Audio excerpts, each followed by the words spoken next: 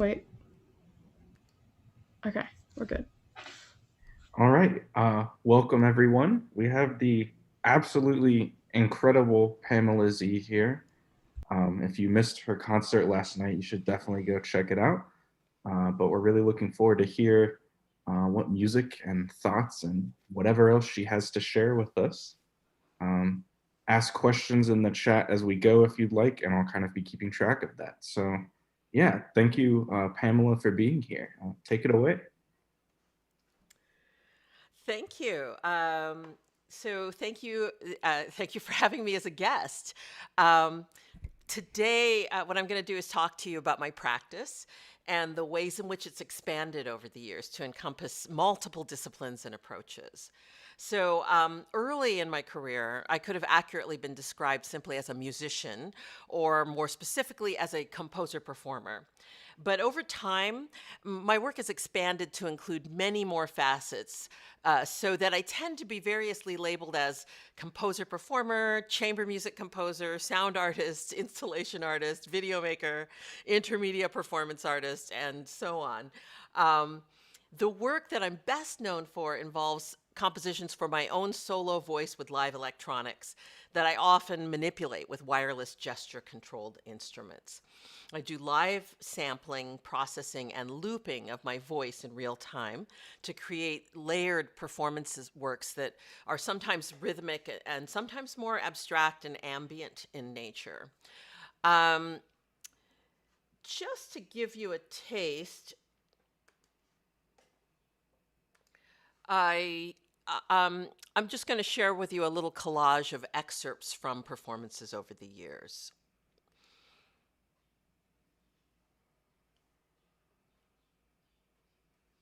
Ooh. There we go.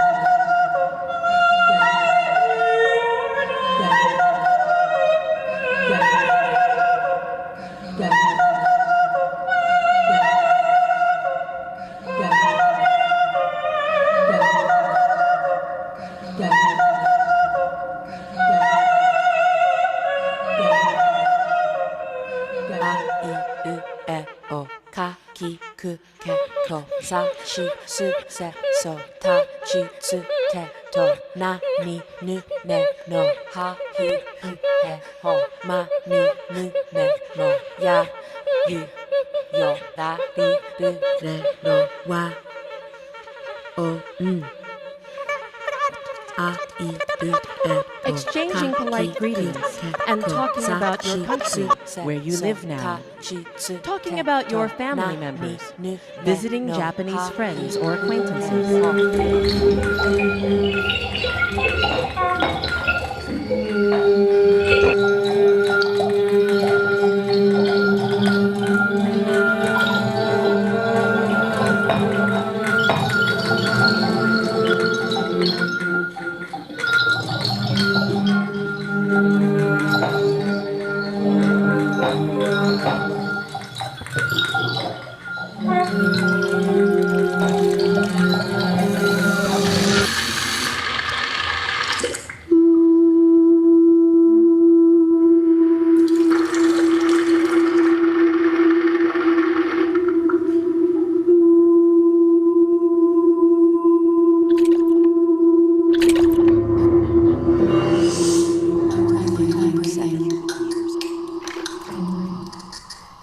I'm breathing.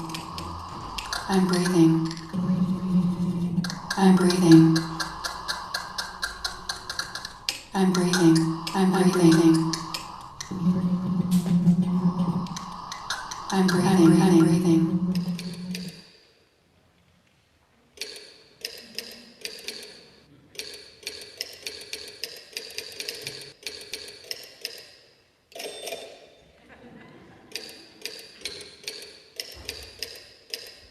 Dear pen pal,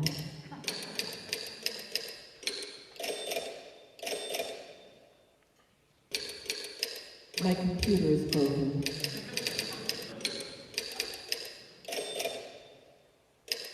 I'm sorry it's taken me so long to write, but as you can see, I'm not too good at this. So I should talk to you a little bit about the instruments or tools that I use to create and perform this work.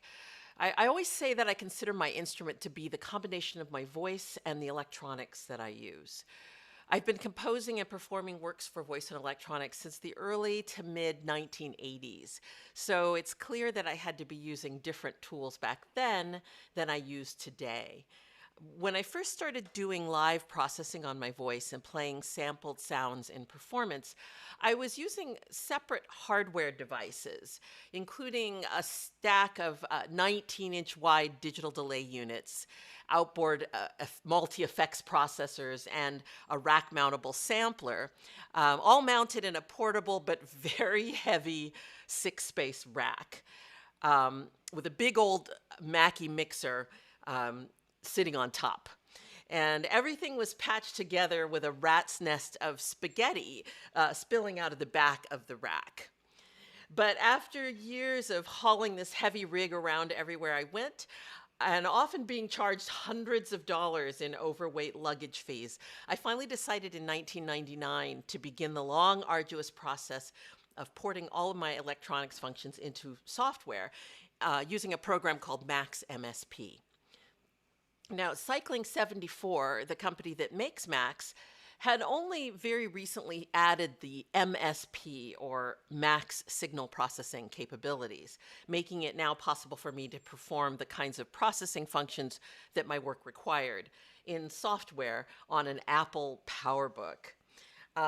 So I began the arduous process of building a Max patch to host all of the processing duties that I had been handled by the rack full of gear. I stacked up software delay units in my patch the same way that they had been stacked up in my rack, and I even named them after the delays they were replacing. This is an image of what that patch has evolved to look like today. Over time, the rapid pace of tech advances and upgrades has proven to be sometimes helpful and often a curse. Because of the countless hours spent in efforts to correct or circumvent problems around compatibility within my patches, plugins, changing versions of the software and of the Mac OS. But that's a whole nother story altogether. When I first started doing these works for voice and electronics, my pieces tended to be short, almost pop song length, like 4 to 7 minute little works that I would perform as kind of a suite to make a concert. But over the years, I became enamored of multimedia experimental theater and performance works and began wanting to work in longer forms. So I started building full evening length pieces by working in a kind of modular way. I would choose a very large general subject that I would build the work around, and then create little segments or vignettes that I would hold together with things like projected image and fixed media text sound collages as a kind of glue. I deliberately chose very broad, open-ended ideas so that I'd be free to kind of go anywhere to explore them.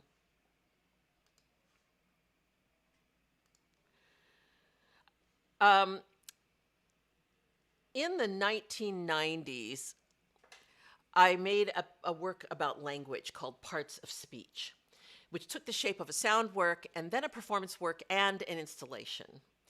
And I made one called Gaijin in 2001 about the concept of being a foreigner in the place where you live. You actually saw an excerpt from that in the first work sample that I showed you. And that piece involved myself and 3 Buto dancers, Shinichi Iyovakoga, Kinji Hayashi, and Lee Evans. And I made a number of other large-scale performance works after that. And then in 2010, I made one called Baggage Allowance. I even, Baggage Allowance was kind of the most ambitious work that I had made to date because it included a full evening performance work, a gallery exhibition with sound and video embedded in objects, and I even created a browser-based installation, which up until recently was still available to be viewed online. But the piece is now non-functioning for the moment because it was based mainly in Flash programming, which was officially withdrawn from the internet on December 31st. So I'm now researching ways that the piece can be rewritten for a more current platform. In any case, here are some short excerpts from the San Francisco and New York premieres of the performance iteration of Baggage Allowance.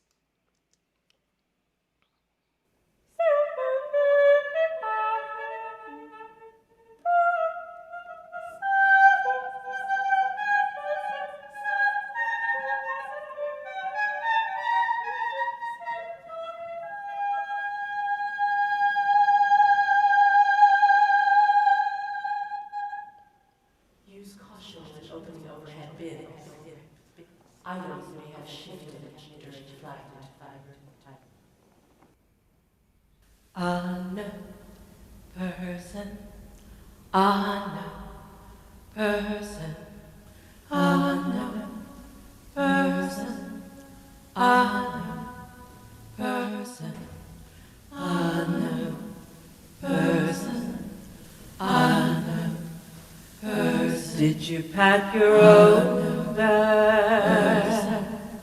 Unknown person. Did any unknown person ask you to carry something? Person, unknown person, unknown person. Has your bag at any time been out of your immediate control? Person, what is the purpose of your travel? Unknown, unknown, unknown, unknown. 2 pants, 2 or 3 shirts, camisoles, maybe another jacket, a vest. I usually always have a vest. Either warm or wet clothing, 1 or 2 pair of blue jeans folded, and sometimes a pair of pajamas. 1 or 2 skirts, 1 pair of dress pants, 1 pair of jeans, maybe 1 sexy nightie, depending on what's going to happen. Socks. And socks. 6 pairs of socks. Just enough socks and underwear. See, I almost forgot the socks.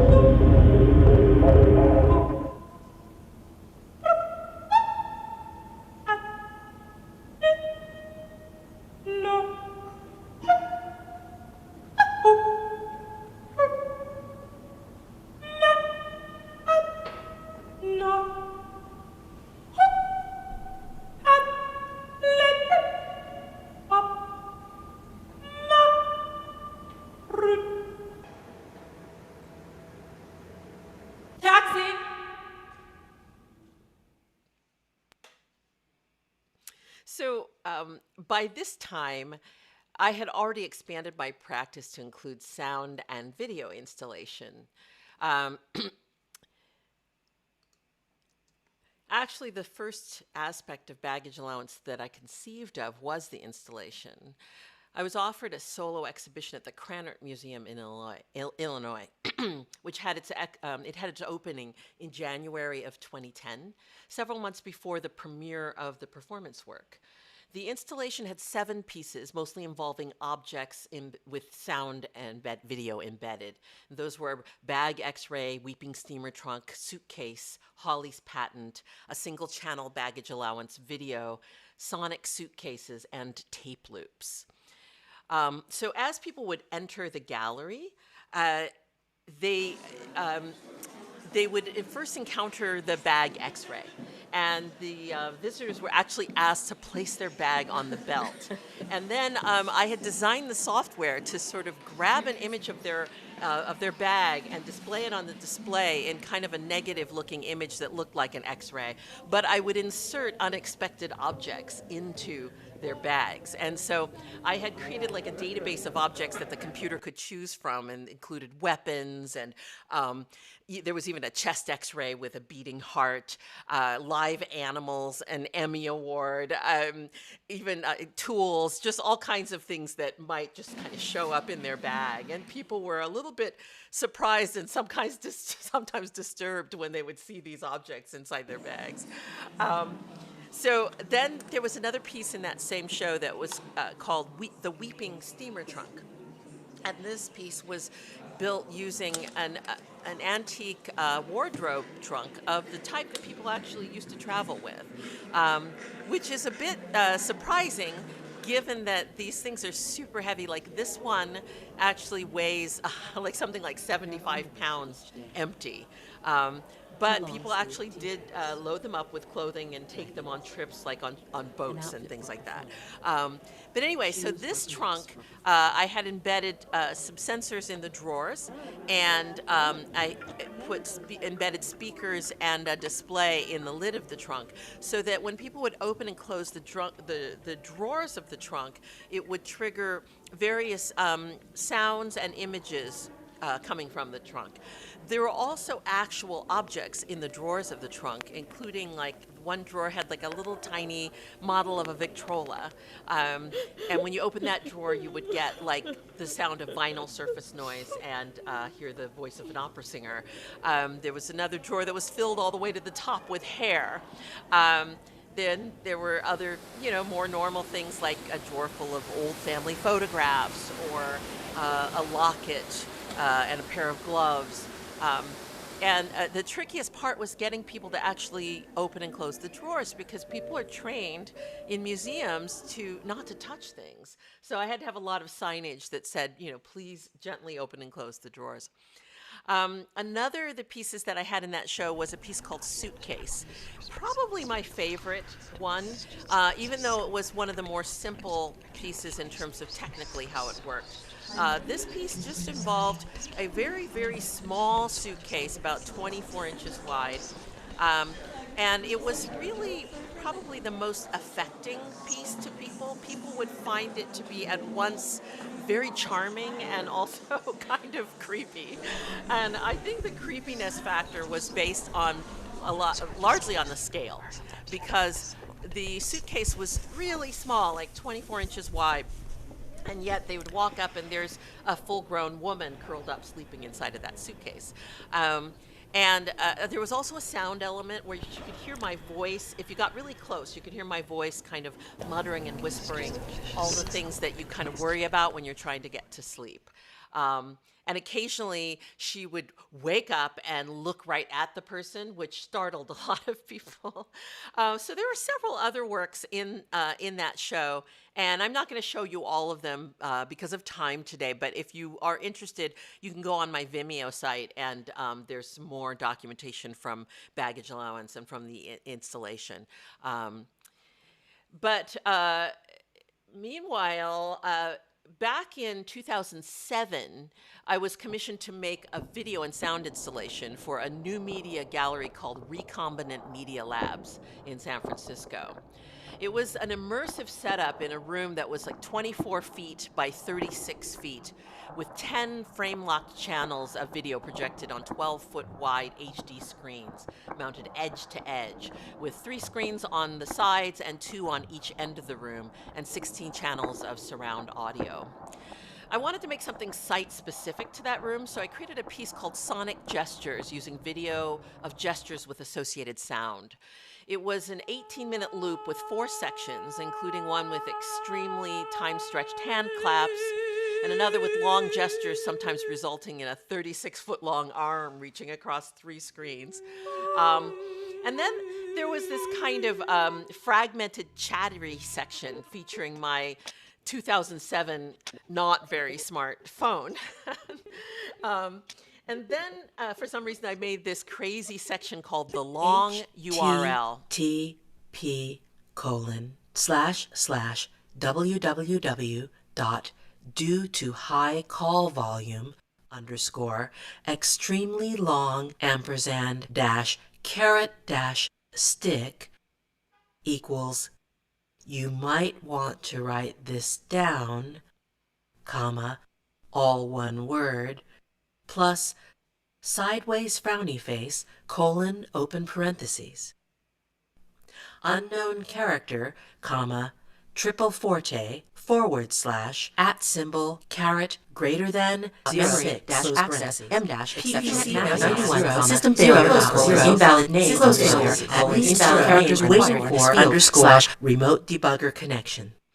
And then that text that you were hearing was actually whipping more and more rapidly around the heads of the viewers in the gallery through the surround speaker system.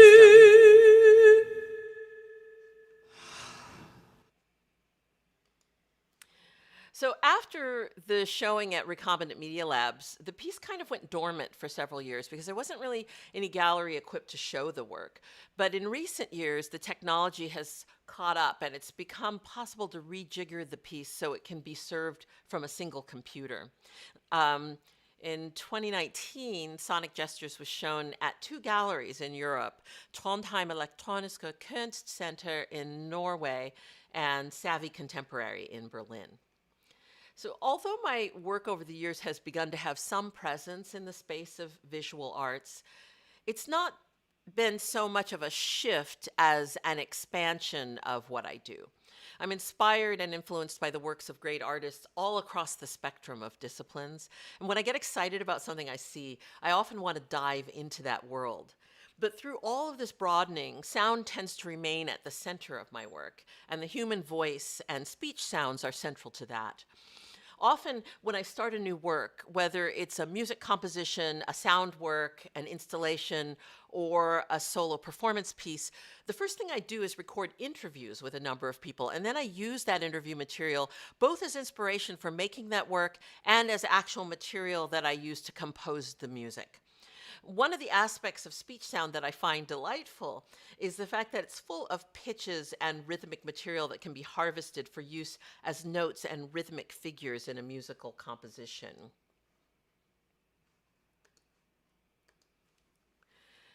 As an illustration of how I like to work with these speech fragments, I'll play you just an audio excerpt from a piece I made called Memory Trace. But I can't remember. I can't remember that. I don't remember. I don't know what I was doing exactly. After that, well, yeah. Remembering. I can't remember. They all remember. He remembers. He remembers. He remembers. He remembers. He remembers coming towards me. I remembered us. I remember.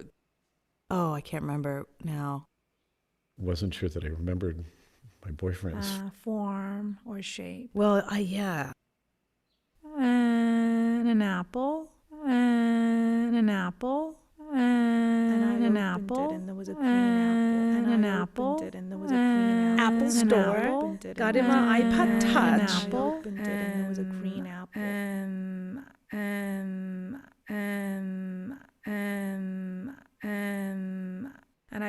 we passed my and I dreamt, and it was drizzling. A clear memory, absolutely. Yes. Yes. Yes. Yes. Yes. Absolutely.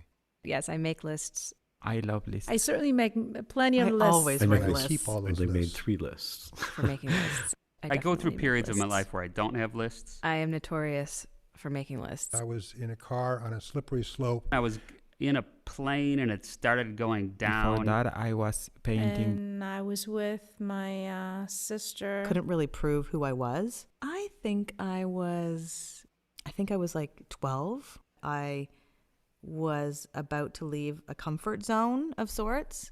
I was sleeping on the floor. I was trying to call my dad and prove who I was. I think I was confused about why I was coming here. I was a spy in a past life. I don't know what I was doing exactly. After that,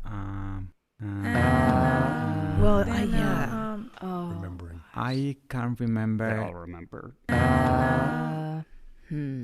After that, So in recent years, I've received a fair number of commissions from chamber ensembles. And as a result, I've composed quite a few chamber works. Some composed for chamber ensemble plus my voice and electronics. Some composed for chamber ensemble or just the ensemble to play acoustically. And most involving some sort of electronics, whether it be live processing that I do on the ensemble themselves or a fixed media part that they play along with. One distinction there that there is between my solo voice and electronics works and my chamber works is that I tend not to formally notate my solo performance pieces, but my chamber works always have a written score. Both types of works are composed to have specific set structures, but I always learn the solo works as I create them, so I don't really need a score. Whereas with the chamber works, a score is necessary in order to transmit the instructions for playing the piece to the ensembles, and the score is generated as a part of the process of composing the work. In 2012, I was commissioned to compose a work for Kronos Quartet, which was written for string quartet and tape, as we still like to call it. The piece was about speaking accents, specifically accented English. I interviewed people from many regions of the US, from other English-speaking countries, and people who spoke English as a second language. The tape part was composed of fragments of their speech, and much of the melodic and harmonic material in the string parts was derived from the pitches and rhythms in those speech samples. The piece was in 12 micro movements, and I'll play you just a short excerpt from the first movement. Incidentally, Bayo String Quartet will be playing several movements of that, from that piece in the concert tomorrow. So this is just audio from the live recording of Kronos at the premiere. Born.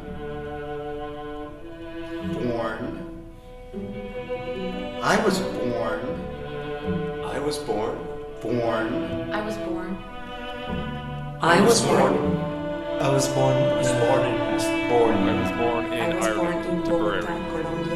I was born in Japan. I was born in South Korea. I was born in Fort Smith Park in Western Australia. I was A born city called in Milwaukee, I was born in Wisconsin. Paris. My father was born. I was born in Houston, Texas. On Long Island. I was born in a very, very small little town or village, almost in southern Sweden, called Laholm.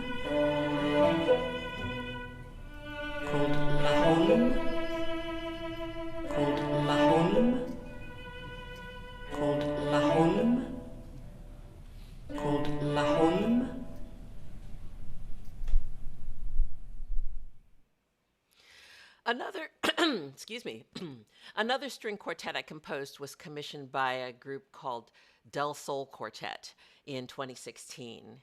It's called Attention, and I composed it for string quartet, mobile devices, and a fixed media part that's not just audio, but actually incorporates a video that I made.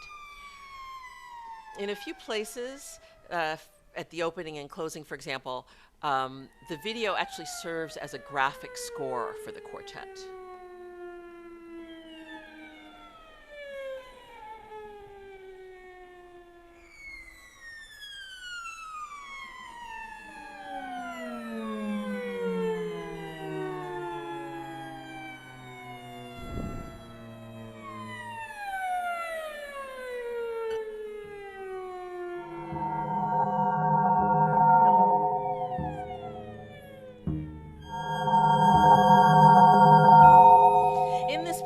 thinking about the ways in which our focus and attention are constantly challenged by endless notifications and nonstop communication feeds.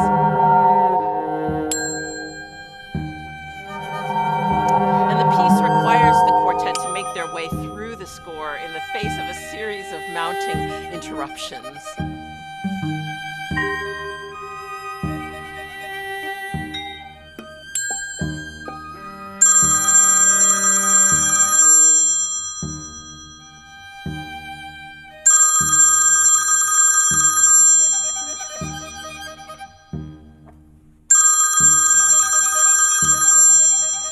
Players are forced to split their attention and navigate distractions and distract one another as they sort of multitask their way through the piece.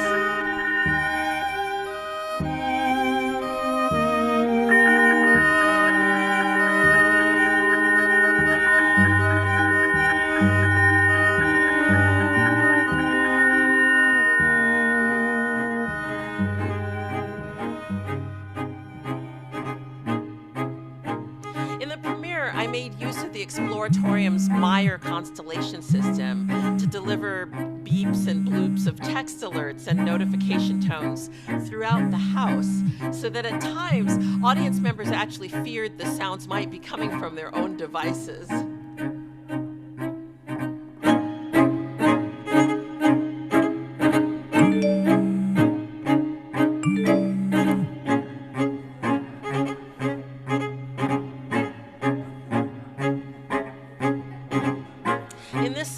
The violist receives a text message indicating a change in the score.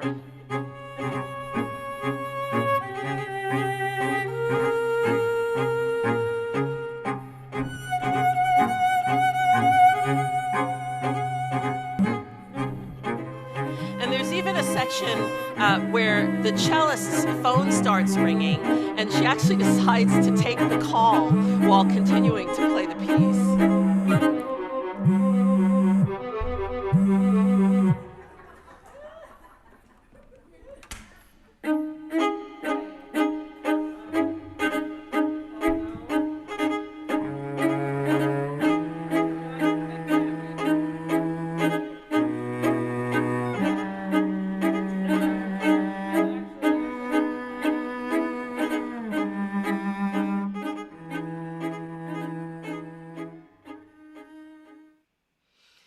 So throughout my career, I've composed a lot of scores for dance and film.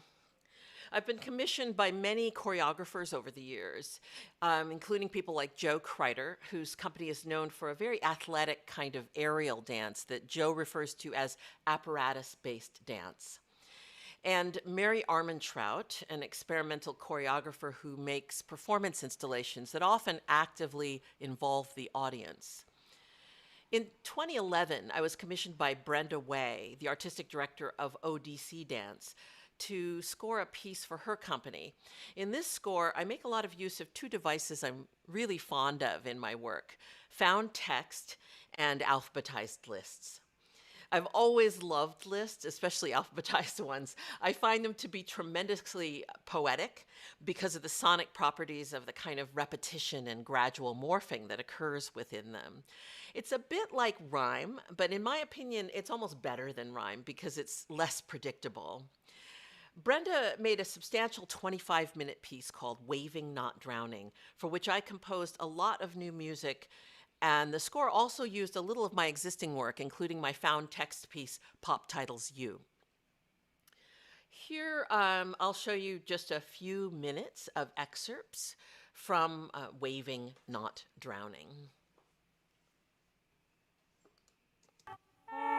La lingerie, les lunettes, le luxe, le maquillage, les mannequins, les manteaux, les maris, la mode de parfum, la personnalité, la photographie, la plage, la planification, la pluie, la posture, la prospérité.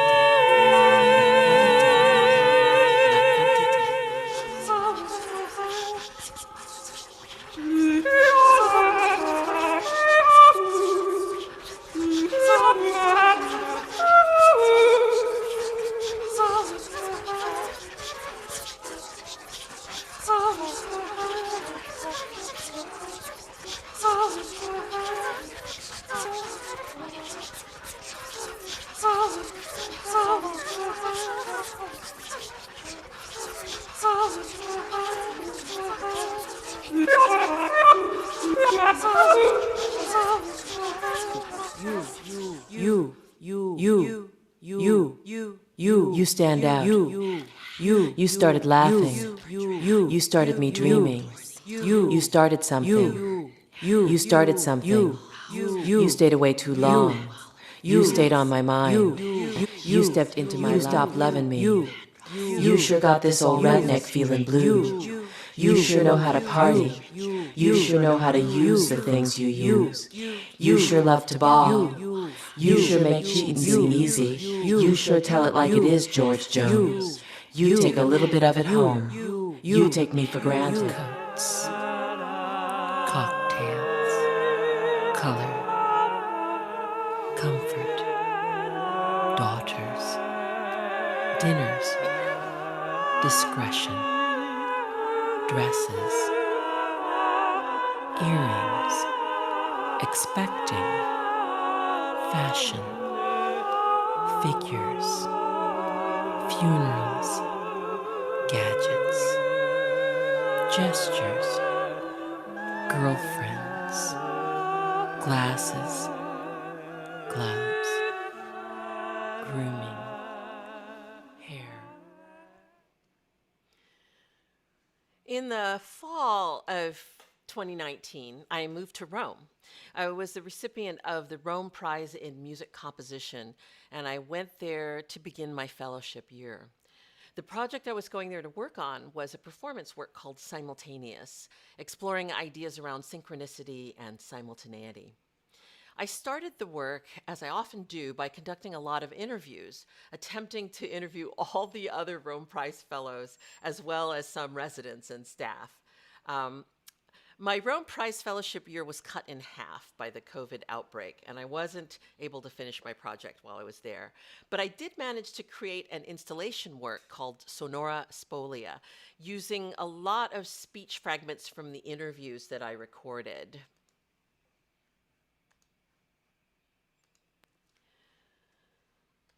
I installed 21 speakers in the Cryptoporticus of the American Academy in Rome. And I created a spatialized, immersive sound work for the Academy's annual Cinque Mostre exhibition. Different layers overlapping. Different layers. Different layers. Different layers. Different layers overlapping. Different Significant layers. overlap. Very much overlapping. Different layers. Very, very much overlapping. Different layers. Different layers. And so, so.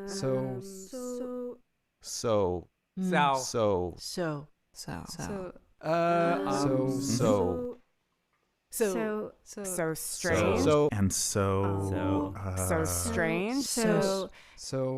So usually,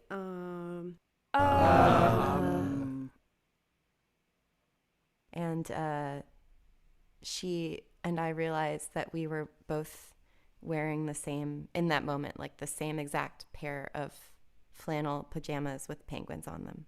I had a dream about a very dear friend whom I don't speak to very often. Con cui non parlo molto spesso. He was a friend from college. Era un compagno di we were very college, close. eravamo molto amici. When I returned stateside, needless to say, all of my live events were canceled or postponed, and I found myself facing this strange new reality that we've all been living through. I began to focus my creative energy on a concentrated studio practice, trying to complete commissioned works and long neglected recording projects. I was and still am inundated with a lot of commissioning deadlines and many performing, online performing and speaking engagements. In the online appearances, I've been exploring ways to exploit this new platform and take advantage of the ways in which it differs from live performance. It seems to me that if we try to reproduce what happens in a live concert stage, we'll wind up with events that are just a sad shadow of what we were trying to imitate.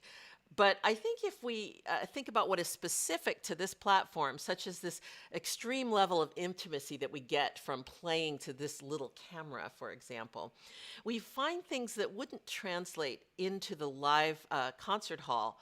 So I've been having a little fun with that in some streaming performances that I've been giving, working at times really right up in the camera, and even making pieces that play with manipulation of objects and images.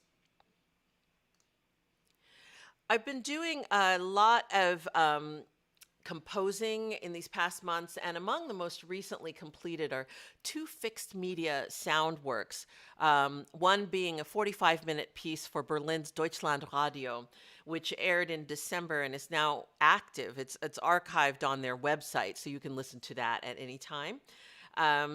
And then another is a 30-minute work that I completed called Times Cubed.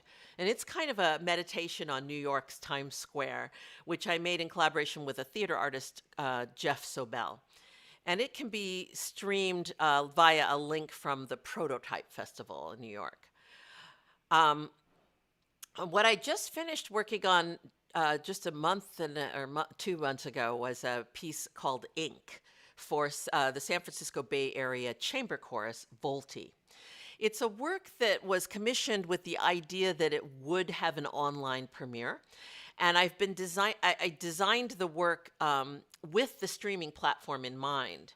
It's a work in 5 sonically distinct movements that variously use standard notation, graphic elements, and instructions to transmit sung and spoken vocal materials. Speech fragments from interviews that I did with the Volti singers make up a portion of the sonic structure and determine some of the work's melodic and rhythmic passages.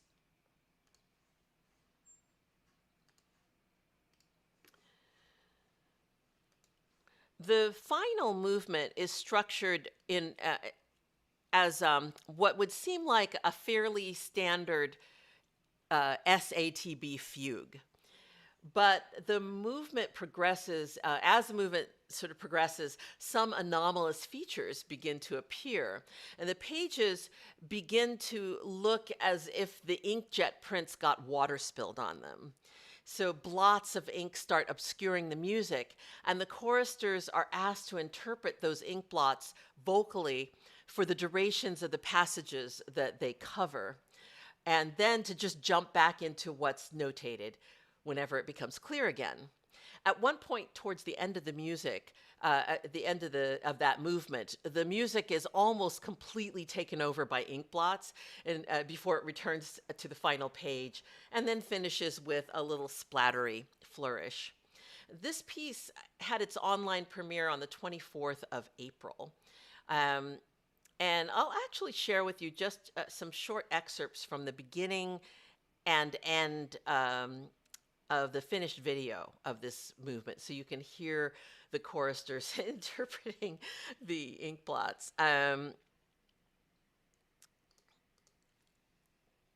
So this is the 5th movement of Ink. Millions of microscopic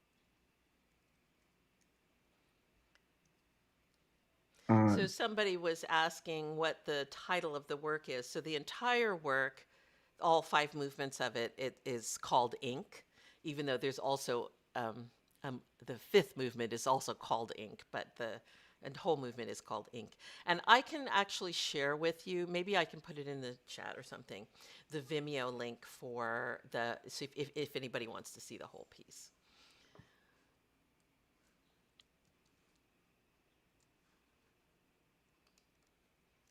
James has asked, how would you recommend to begin studying / working with electroacoustic elements of vocal music specifically?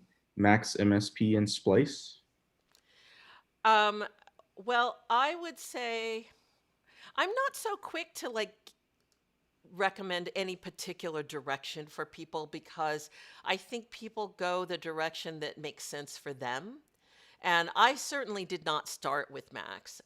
As I mentioned earlier in my talk, I started, the first electronics that I used were analog. Well, the first thing I did was play with tape machines. And then when I was doing live processing and performance, I started with digital delays, like physical, hardware digital delays. And I just sort of went from there in building up my sort of arsenal of tools or instruments. But then I think, if I had started doing this a few decades later, maybe I would have started with Max. I don't know. But I think, I think the best way to start is to start playing with something that's of interest to you, and seeing where that goes and learning the ins and outs of how to use that thing. The other thing I think is, if you do want to start by doing something with software like Max, it's better, in my opinion, to have an idea of something compositionally that you want to do, or performatively, or whatever that you want to do, and then figure out what needs to be done in order to accomplish that, rather than trying to just learn the whole program and then say, now, what can I do with this knowledge? I never studied Max. I never just learned how to use Max. What I did with Max was to try to replace the hardware devices that I was using in my live performance. So one at a time, I would build, with a lot of help from my friends, digital delay lines and things like that in the software. And even to this day, it's when I have an idea of something I want to do that I add something new to what I learn how to do what needs to be done in order to accomplish that, because it's an easier bite to chew off than trying to just absorb the entire world, before you feel like you can get started on something, if that makes any sense. Pamela, it's Phil. Yes. Hi, Phil. Hey, thanks for doing this. Thanks for sharing this with us. This is a really general question, and a lot of the participants are, a ways along in their career or not a ways along in their career. When did you decide you were going to be so big? When did you decide you were going to be so courageous and not let things close you in? I don't think there was a point where I decided that. I think it's just my nature to sort of do whatever it is that I feel moved to do. I always sort of jumped off cliffs with things, though. I always just everything from when I decided to move to the San Francisco Bay Area, I just picked up everything I owned and put it in my hippie bus. I had a Volkswagen microbus and drove all the way across the country and just started here. And the same goes for, and I also feel like things kind of hit me, and a lot of times the impetus for changes in my work were starting to work with something new. So every time I introduce a new tool into my work, I have then an explosion of discoveries that I make because of the happy accidents that happen from trying to use something that you don't know what you're doing.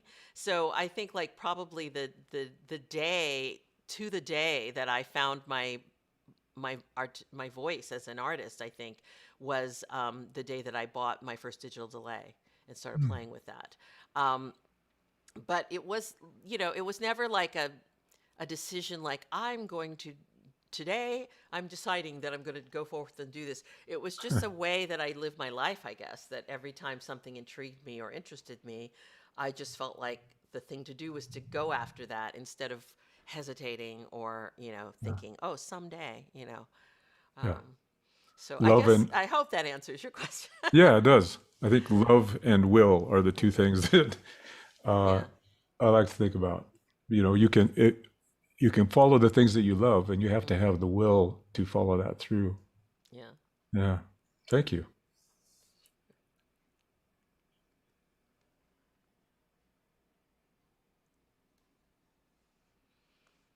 I'm just looking to see. Yeah, Chase has said, is there something in particular you want your audiences to walk away with after experiencing your work? I would say no. I mean, there's nothing particular. I don't tend to, there's a link that just showed up and I don't know what that is. Yeah, I'm not sure why there's a link for It was an accident. Lululemon. But sorry, I'm getting distracted by the chat feed. But I tend not to, I mean, I don't even know if this is what you mean, but I tend not to make work the purpose of which is to deliver some kind of a concrete message. I'm kind of anti that. I mean, not that I'm anti anybody doing that, but I'm anti that in terms of my approach. I'm much more interested in causing people to explore, because I feel like in my work, I'm exploring. I'm not answering questions or preaching, positions on things. I'm more exploring things in a more broad way. And so I kind of like the work to, I hope that what the work does is stimulate people to explore themselves rather than trying to make them decide something specific. So I don't know if that's what you meant exactly, but that's my best answer. We also have, when you work with video, what comes first, the videos or the music? It varies from piece to piece. A lot of times when I'm doing things come all at once. And there have been times when I've written things musically and then I later created video to work with that. But in the case of, for example, in the case of Attention, the piece that I made for Del Sol Quartet, the video making was entirely integrated part of the composing of the work. And I dare say that it was part of the composition. So it wouldn't have even been possible to compose that entire work and then make the video later. I had to, and I would say, and in fact, the very beginning of that piece, in that section, the video came first because I had this idea that I wanted to have these drips and that I wanted the string players to follow these drips with glissandi, and that would be the opening score. And then I proceeded to spend kind of an entire day like rigging, I stuck like a microphone stand into my shower and hung like a piece of plexi from that mic stand, and then had the shower on hot so that I could steam it up. And then I was experimenting with like how I could get those drips of water to start dripping down. And I was like literally in the shower, like playing with this, just videotaping this piece of plexi, steamed up piece of plexi with the water dripping on it, for an entire day to get that opening section. But once I had done that, I then had the beginning and the end of the piece, because that became the graphic score for that part. And then there were other parts of the piece that, that I was coming up with the sonic ideas first and then putting video with those. So it varied throughout the piece. It was really intermingled. Great, thank you. We now have, with your live and installation-based work, how do you want the musical tradition of each piece to live on for other groups to perform? Would it be recorded in score form, just through performance practice, or whatever? So I guess I'm taking it from your way you worded your question that you're talking not about the chamber works, which are scored, but about the solo works that I perform myself and the installation works. The installations, obviously, those are like more like in the realm of visual art. So that's not something I would expect anybody else to do. I think if somebody wanted to mount those installations, then it would be my physical work that they would be showing, just as if I was a painter or any other kind of a visual artist. With my solo performance works, I constantly get requests from singers especially to sing some of the pieces that I do that I haven't scored. And I guess when I'm making that work, I don't really, maybe I should, but I'm not really worrying about how it's going to live on and what its future is. But I think that now the culture is so completely steeped in sonic and video documentation that it's much easier for work to live on just as documentation of the performances, videos of it, videos of, documentation video as opposed to the type of video that's made to be shown as, standalone video. So that's one thing. And then there are some pieces that kind of lie in this funny middle ground. Like, for example, I do this piece called Breathing, which you saw a little bit of that in one of the early excerpts I played for you in this talk. And this is a work where I'm singing and then I'm manipulating my voice with these gesture control instruments that granulate and change in real time what's happening with the singing and speaking that I'm doing. And for some reason, I get a ton of requests from other singers saying, I want to play that piece. Is there a score? And the funny thing is, there is a score, but there's not a score for my solo version, because that piece is one of the movements of a larger work I made called Carbon Song Cycle. And Carbon Song Cycle was a chamber work. It was for my voice and electronics, bassoon, viola, cello, and percussion, and very immersive video. So there's a score for that work because I scored the whole thing since I was composing it for my voice and for all these other instruments. But that score more spells out like the bassoon part and the string parts and the percussion part. And then my part is, the way my part is written in that score is a little lean. I mean, it does show the notes when I sing notes, but then it just says above the track, it just says something about the processing, like grab this and granulate it, And so it's a little bit like it's not spelled out in the way that it might be if somebody wrote something deliberately for somebody else to play, and they would have to indicate everything that has to happen in the score. So, and then that's sort of the one that comes the closest to actually being scored of my solo performance pieces. And that score doesn't really show somebody how to perform it as a solo work. So I'm not really sure what the answer is to that. I mean, I've often being told by people, oh, you should make scores for these works available. But I just keep thinking, when am I going to do that?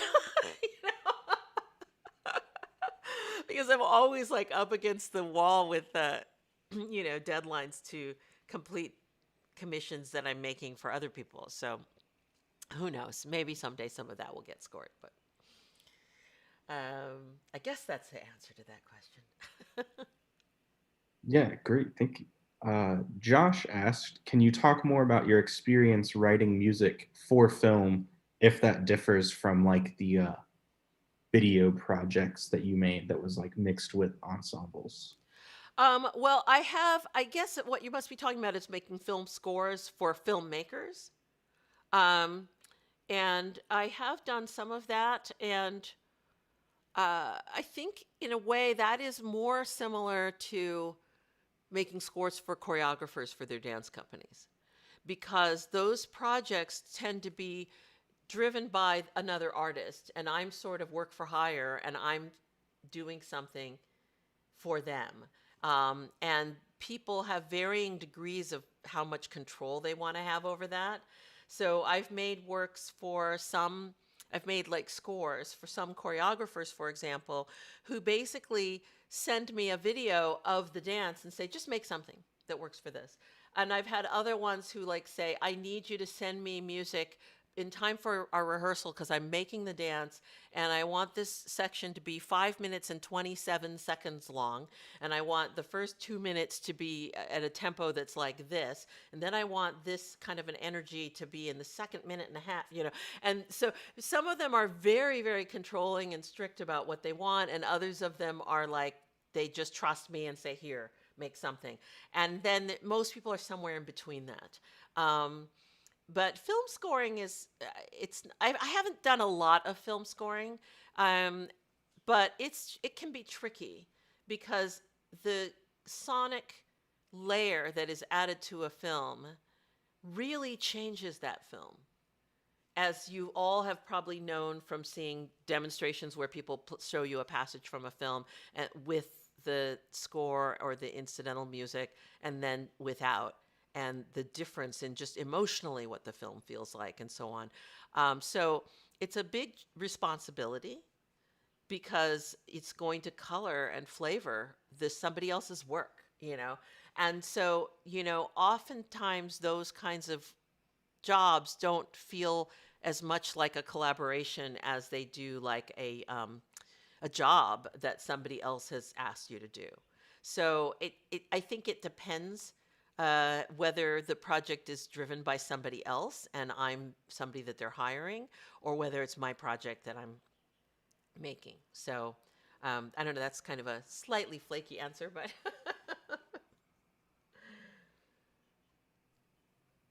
Great. Chase said, I love the idea of having works influence an audience to think or explore for themselves. Do you have any advice on writing program notes that don't overstep the goal of leaving interpretation up to the audience? oh gosh, that's always a tricky one.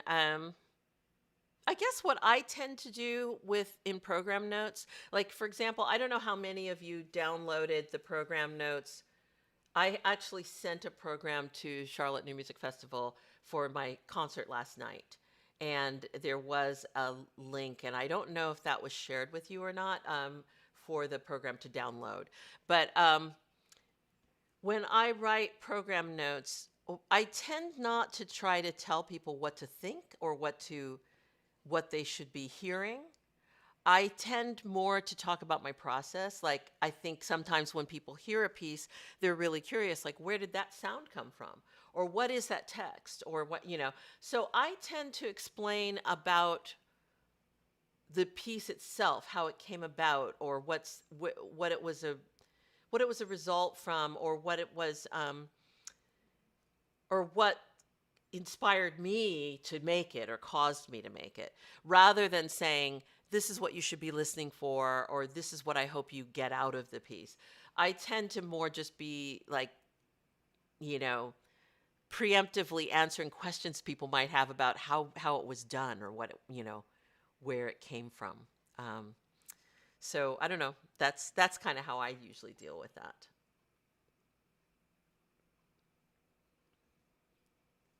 Thank you.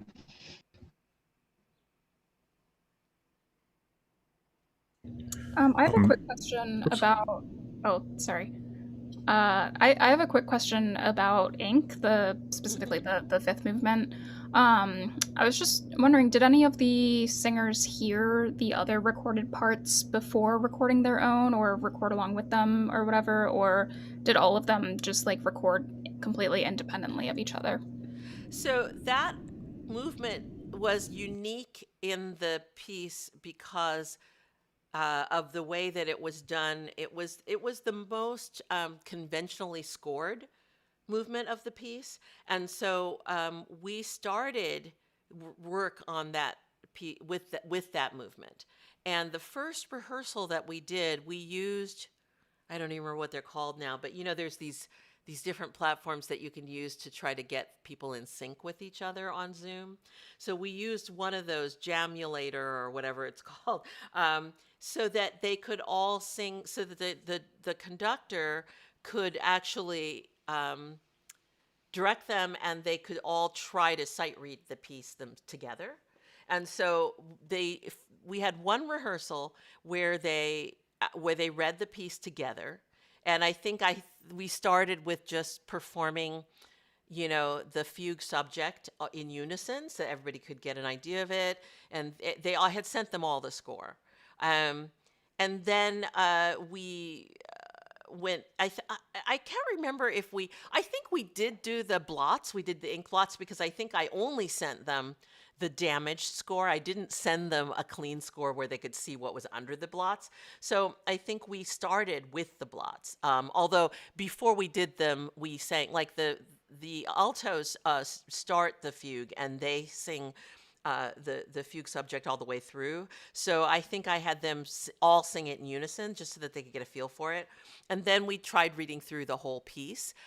So in that one, but here's the problem though, they can't hear each other.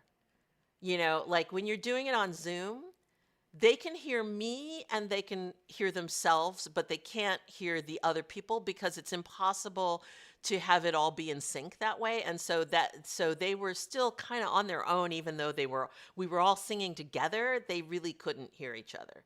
And then after that, I asked them to, after they had an idea of what the piece was, I sent them a guide track actually, and with a click because they needed to be all together.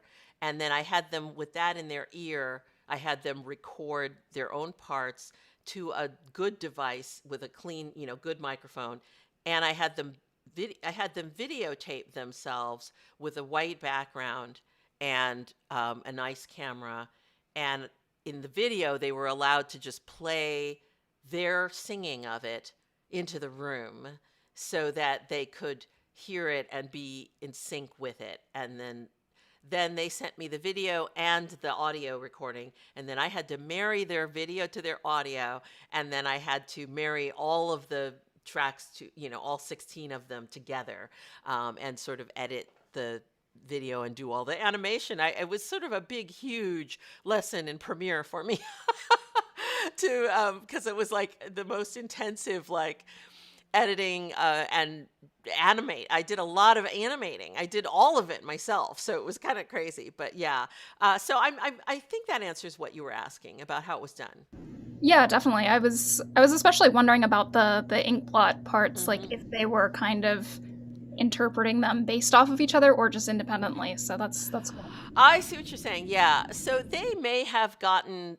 I think that they had some clue, a little bit of. I actually even gave them a little bit of instruction, like in the score. Let's see if I have it. Oh no, it's not. I thought I was thinking I had a physical bound version of the score over there, but I don't.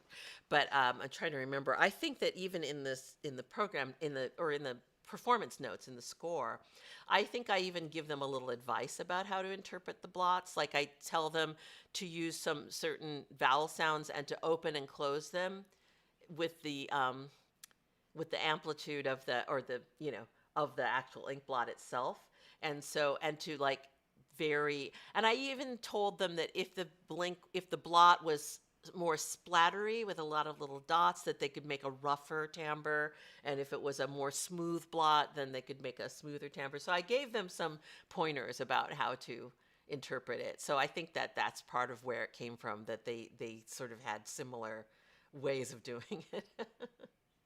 Cool, thank you.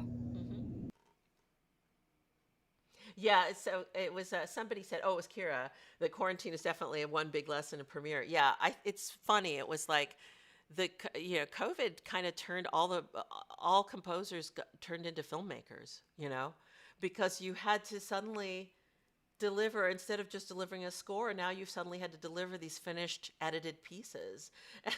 So yeah, that's kind of crazy. So I don't know, how are we doing on time, Adam? We've got about 30 more minutes if we need it.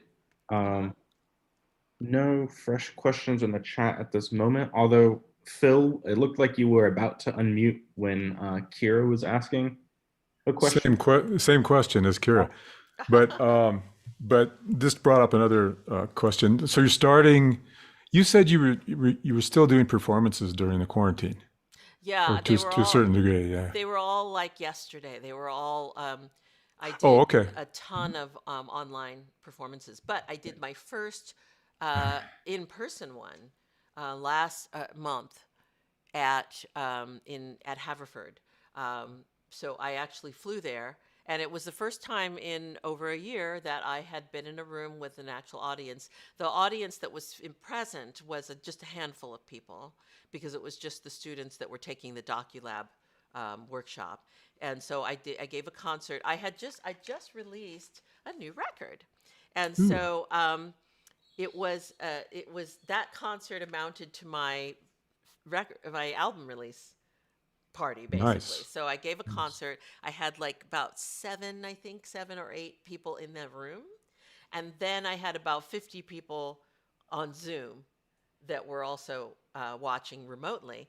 But it was strange to like actually hear applause instead of just seeing the little applaud emoji or whatever, it was like, oh my God, this is, it was like, oh, I so miss this feeling of humans in the room and the reactions of real humans when you're performing. So that was it was my first time flying, and it was my first time performing in the same room with other people that's actually not true.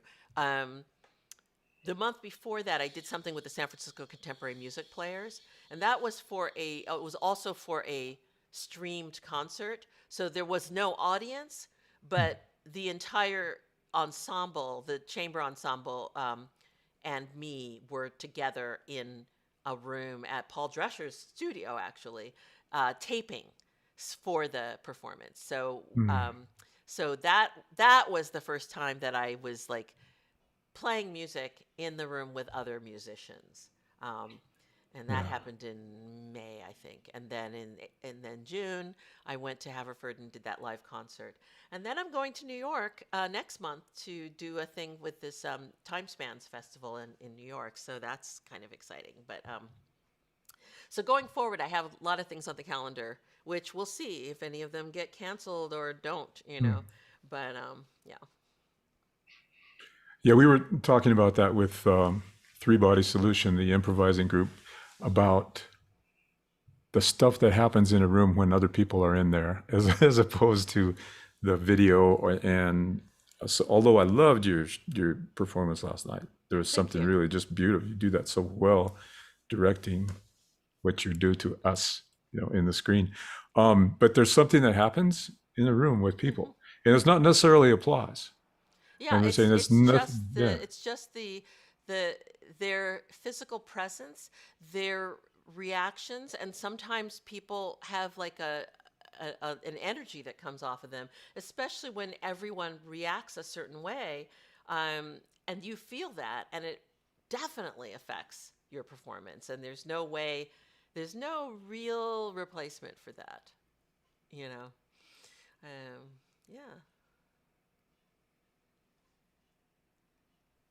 We've got 2 questions in the chat here now. This first one, Suzanne, I might have to get you to unmute and elaborate on this, or ask yourself if you're able, but I'll read out what you have here first. Sort of a metaphysical question, especially based off your live performance last night. As you perform, are you thinking timing, intonation, phrase, or are there moments of you within the sound, sort of within the doing, and not concerned with the making? I don't even know if I fully understand the question, but I'll try to just break it up and say, do I think about timing, intonation, phrase? I think I actively concern myself with those things. I don't know if I am literally thinking of them as I'm doing it. Now I am thinking about the timing, but I am definitely working with the timing and it's part of the I mean, I think everyone, when you're doing live performance, timing is such an important aspect. Intonation, it's an interesting thing about my work is I do so much of it without a pitch reference. So there's always and then there are some pieces I do where the pitch is really important, and it may not be evident at first, but then I need to be in sync with something or together with something. Or, for example, if I make a loop, then I'm singing over the top of that loop. If I do that in the wrong, if the pitch of that is off, then everything I do over the top of it is going to also have to be off in order to, to match what it is. So, so there's a lot of thought about that. And it's even, it's funny, there's one piece that I did yesterday that I do that involves tuning forks. And you saw me using these, if you saw the concert, you saw me using these tuning forks. And the tuning forks are actually part of the music at the beginning of the piece. But they also have the handy function of giving me the pitch so that I do it in the right key. Sometimes it matters more than others whether I'm really right in exactly on the right pitch or not. As long as my relative pitch is fine, in some pieces it's fine. But in other pieces, it can become a problem. For example, if I start the piece like way too high, then I get to a later part of the piece and I'm like, oops, this is in a different part of my range than it usually is, So there's that. I don't even really know if I'm answering your question, though. I think I'm just meandering around because I'm just. You are answering it. I just wonder. I guess you are an extraordinary performer, and I guess I'm wondering when everything goes the way you want, and you have everything, like you said, your pitch is where you want it, and can you sort of lose yourself? Do you ever lose yourself in what you're doing, or are you always kind of on top of it? I guess is just what I'm wondering. I think that for a good performer, it's always a combination of both.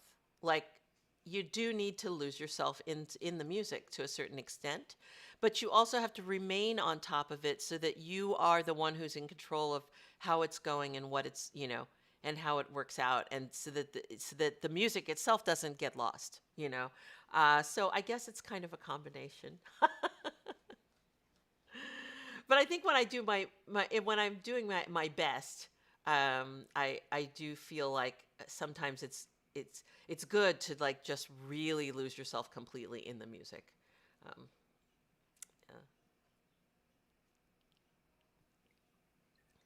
Great. She said thank you in the chat. So the next question we had in there, and I know you touched on this some in the post-concert hangout spritz session, whatever you'd like to call it. In which I was the only one drinking a spritz. Yes. I don't know what the rules are there, but they, something wasn't. Anyway, go ahead. Can you talk about the interactive devices you use on stage and what max parameters are the data informing? Okay. So I'll briefly describe the devices themselves first. This one, which I think is the first one I used in the concert, this one uses ultrasound. So all of these devices use sensors. And the sensors are generally sensors from some other application in the world, and they're borrowed for this performance technology. In this case, it's ultrasound, which is the same exact ultrasound that is used for medical applications. It's how they find your fetus or your tumor or whatever you have. It's looking for mass, and so depending on the distance and size and shape of my hands, I can make different numbers. This one is infrared light, and there are 4 infrared light sensors on it.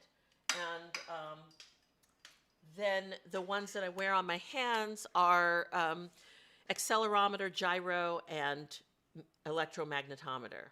So essentially the same, it's like you strapped your iPhone to the back of your hand, basically. And so because it can recognize the sort of X, Y, and Z axes of the movement of my hands. And then in terms of Macs, what it's doing is it's sending MIDI messages. So those are in the form of numbers from 0 to 126, is it? And so then in my Max patch, I have embedded little interfaces for each one of these where I can talk to that and tell it, I can give it a range of what numbers it wants to allow through and what those numbers are talking to.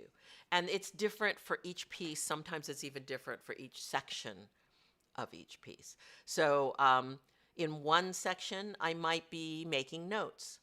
So maybe with this hand, I've got it,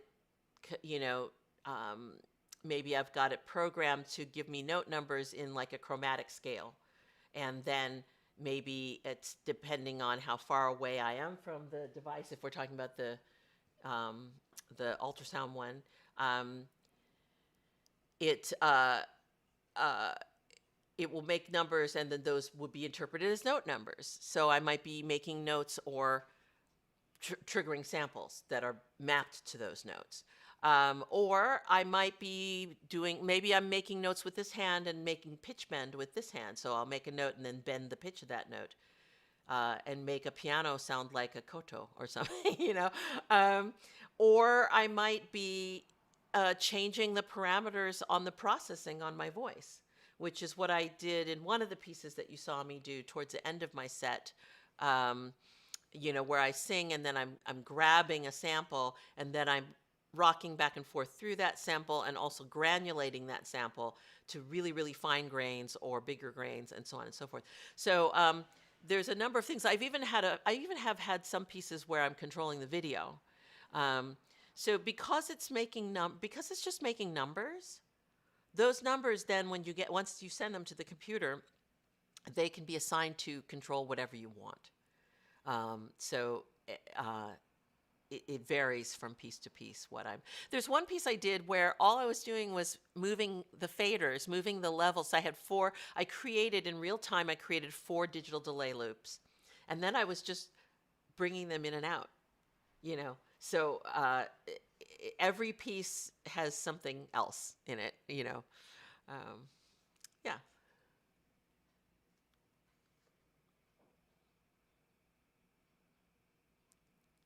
I'm scrolling and looking at anybody's responses. Somebody likes Jamulator.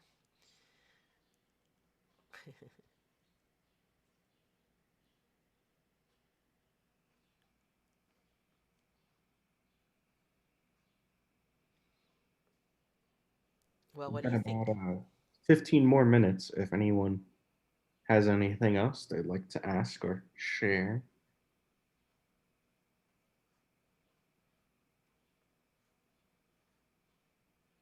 Seems like we might be done. I have a very quick non-musical question if no one has anything else. You have such fantastic earrings in all the videos. And I particularly like the 45 adapters that you have on today. I love it that you know what those are. Do you make those yourself, or do you just kind of like find weird earrings around, or both? Well, almost all the earrings that I wear are found objects. And so I make them in as much as I drill a hole through them and hang them off of an ear wire. But but they're, like these were actually, I bought these in a record store probably 40 years ago.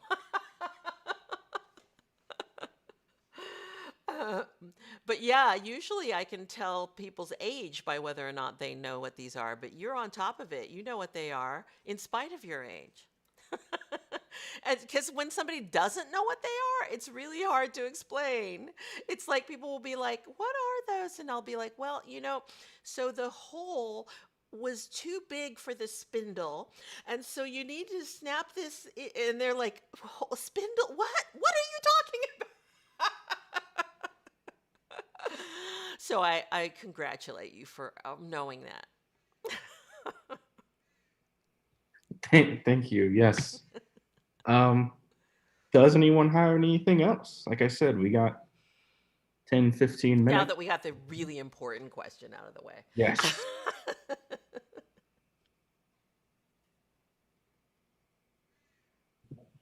I don't know if anybody has asked this already, but I'm curious about your album cover. I can't make out what those. Yeah. Well, I'll tell you the secret. This is the residue left on pavement from spent emergency flares. Ah, wonderful. I see. I see. That is what that is. And it's on the cover because it comes from some of the language in one of the pieces on the CD, which is called Flare Stains. And I think I performed Flare Stains yesterday, so some of you heard me play that piece. As a matter of fact, several of the works that I performed on yesterday's concert are things that happen to also be versions of them, studio versions of them happen to also be on this CD. Thank you. Your visuals and your movement are so compelling that a lot of times last night I found myself saying, okay, well, I'm really hypnotized by all of this. And I really wanted to hear the sound by itself. So I would close my eyes a lot and just listen.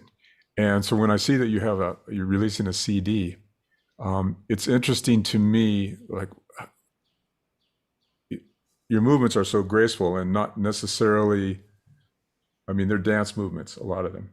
So the music without the movement to me is just as compelling. And when you compose a piece, do you sort of separate the two components? I think maybe someone sort of touched on that, but I was just curious about that. About when you think about a piece, do you separate the completely oral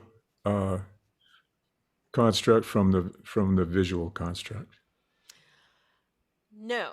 And I don't think it's possible to do that. I mean, I think that you mentioned an interesting consideration, which is that to me, it's a little bit of a challenge to make studio recordings of some of the works that were composed as solo performance works, because of that very thing that you mentioned, that there is a visual component in what the piece is, and in some cases that's really integral to the piece. It's like almost another character or another. It could be like in some cases I feel like the gestures that I do are so specific to the piece that I feel like if I did notate the piece, I'd probably need a staff for gestures because I think of them as being part of the piece. But then there are other pieces where the gestures are not composed gestures, but rather they are just the gestures that are required to play the piece, because I'm using gesture-controlled instruments, and so I'm doing these gestures. And so in that case, I would liken it more to a concert pianist who is obviously making very dramatic gestures in order to pull the sound out of that instrument. But those gestures are required to make that instrument sound the way they make it sound. Or a conductor who's completely unnecessary, except for dancing, showing the audience what's going to happen. Yeah. So, it varies from piece to piece, but I have found that when I make a studio recording of a piece that I composed originally as a live solo performance thing, I often feel like I need to come up with additional layers to take the place of what's missing without the live performance component. And there's some things that I used to think were not, were just not appropriate for a studio recording. One of those is typewriter. And a funny thing happened. I was on the. I have another friend who's also a composer, performer who works for solo voice and electronics. And she and I were being interviewed together on the radio at KPFA in Berkeley, and we were taking turns talking to the presenter and giving her like clips of our music to play. And I gave her a live clip of me performing typewriter and another piece. And Amy had never seen me do that live. And so she was like, "Oh, I love that recording. You should put that on your record." And I was just like, "Oh, that's really weird," because I never thought that it would be as effective orally because it consists of me doing this kind of gesture that is really literally miming the playing. Like I'm making those typing sounds by doing typing gestures. And I sort of thought that's kind of I don't know, that's like the conceit of the piece. I mean, that's like sort of what sort of drives that piece. And so it was at that moment that I realized, well, this is still effective to somebody who can't see me doing that. So maybe I should make a studio recording of it. And so I did, and that recording is on this record. But because I was just doing it in the studio, I really went the extra mile on the audio. So what I did was I resampled my typewriter, and this time I mic'd it really closely, because in the performance, I have a little bank of samples of just a typing sound. And it's just that one sound, like kind of spread across a small range of slightly different, so that it's not like identical with each tap, but it's basically just the tapping sound. And then there's one other sample, which is the bell that rings when the carriage returns. And so what I did for the studio version was I re-recorded the typewriter, but this time I mic'd it really closely and I picked up all the mechanical noises. And not just the bell from the carriage return, but also the sort of like sound of the carriage scrolling across, and there's a kind of a thumping sound every time you hit the space bar. Boom, boom, boom, boom, boom. When you're typing on one of these antique mechanical manual typewriters. So just even the sound of the keys as they kind of crunch up and down, instead of just the sound of the letter smacking the page, you now have all these other sounds. And then I panned them, and I meticulously panned them so that they would be from the point of view of the typer, so that when the carriage returns, it goes across the stereo image. And when the typing happens, I meticulously made sure that whatever letter I was typing was sort of panned according to where that is in the physical carriage of the typewriter, of the mechanics of the typewriter. And I mean, I went way beyond what was necessary or probably even audible, but I just was like, I'm going to have fun with this because all I have is the sound here. So I'm going to really milk that. And so if you listen to the recording of typewriter that's on here, you'll hear all the noises from my typewriter as if you were typing on it in a room, that was reverberant enough for you to hear all of those sounds kind of amplified. Where can we, do you have a website where we can get the CD when it comes out? Yeah, it is on Neuma, or I say Neuma, maybe it's Numa Records, and it's on Bandcamp. And if you'll just give me a second, I will see if I can find a couple of links for you.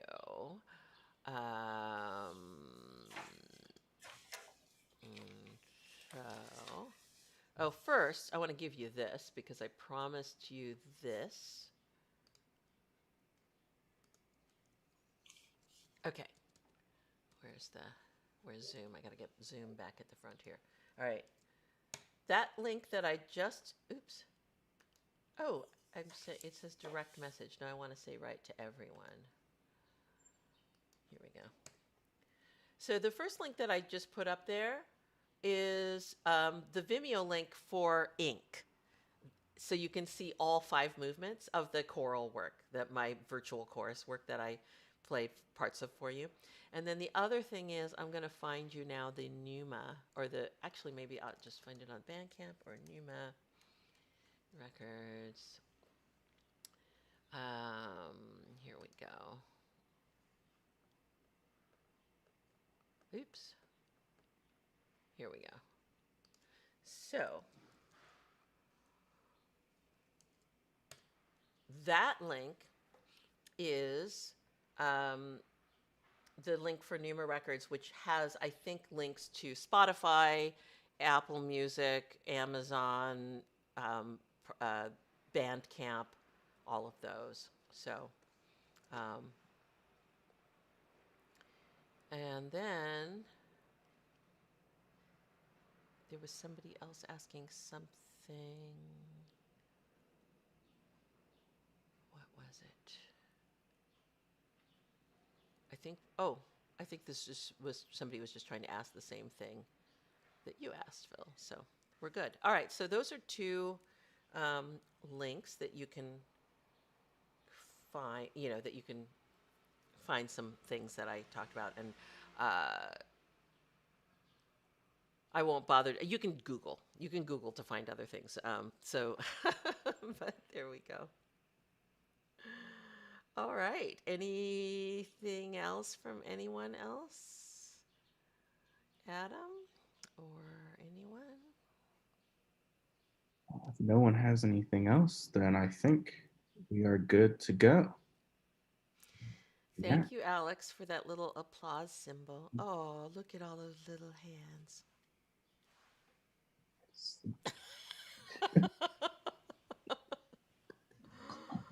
Oh, we live in a different world now, don't we? Maybe unmute yourselves so we can all say bye. Oh, yes, yeah, I'll do this. Thank you so much. Thank you so much. Ooh, thank you. Thank music. you. Thank you. Bye.